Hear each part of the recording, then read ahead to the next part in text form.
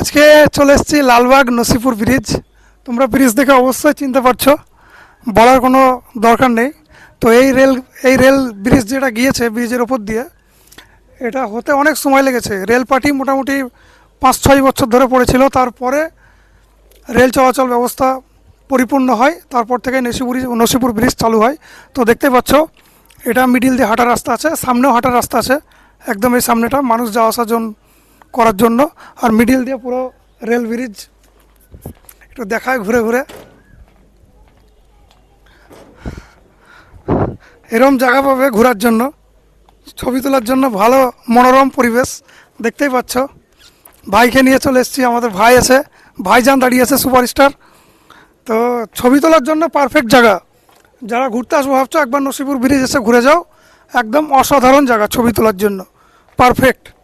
দেখতেই পাচ্ছ সিনটা পুরো একদম সেই লেভেলের সিন।